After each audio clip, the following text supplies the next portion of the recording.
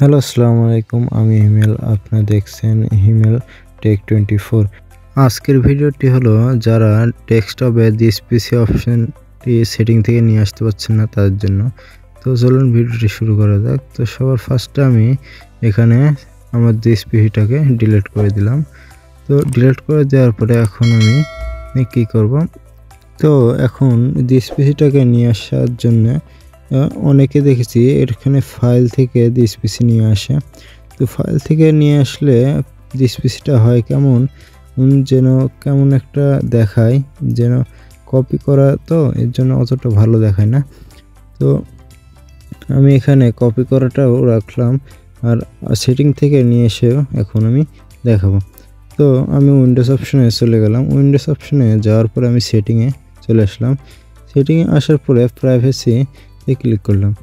প্রাইভেসিতে click করার পরে এখানে দেখতে পাচ্ছেন অনেকগুলো অপশন আছে, যে ব্যাকগ্রাউন্ড এখানে চেঞ্জ করতে পারবেন। তারপর আছে কালার আপনার যে কোনো রকম কালার ডিজাইন করতে পারবেন।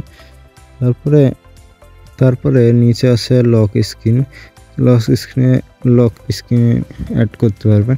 তো আমরা এদিকে না যাওয়ার পরে আপনার কাজের দিকে চলে আসলাম। তো এদিকে নিচে আর অপশন আছে। তো এখানে থিমে চলে আসলাম। থিমে আসার পরে সবাই একটু স্ক্রল করে নিচে আসলাম। তো নিচে আসার পরে দেখতে পাচ্ছেন এখানে ডেস্কটপ আইকন সেটিং আছে। তো ডেস্কটপ আইকনের সেটিং ক্লিক করার পরে আপনি দেখতে পাচ্ছেন এখানে দিস পিসি আছে। দিস পিসির উপরে ক্লিক করে কম্পিউটারে ক্লিক করতে হবে। ক্লিক করার পরে তারপরে যদি আমি ইউজারে ক্লিক করি, ইউজারটাও অ্যাড করতে পারবো, এখানে নেটওয়ার্কিং অ্যাড করতে পারবো। তারপরে এখানে আমি রিসাইকেল বিন অ্যাড করতে পারবো। তো এরপরে অ্যাপ্লাই করলাম, অ্যাপ্লাই করে ওকে করলাম, তাহলে আমাদের কাজটি শেষ হয়ে যাবে। এখন দেখেন এখানে আমার ডিসপিসিটা চলে আসছে। দেখুন আগের কাছে তো সেটিং থেকে যেটা নিয়ে আসলাম ওটা কত সুন্দর দেখাচ্ছে। তো আমরা সেটিংয়েরটা ইউজ করব আর এটাকে আগেরটাকে আমি ডিলিট করে দেব। ভিডিওটি কেমন হয়েছে কমেন্ট বক্সে অবশ্যই কমেন্ট করে জানাবেন। এইরকম নতুন নতুন ভিডিও পেতে আমাদের চ্যানেলটি সাবস্ক্রাইব করতে অবশ্যই ভুলবেন না। এতক্ষণ সাথে থাকার জন্য ধন্যবাদ।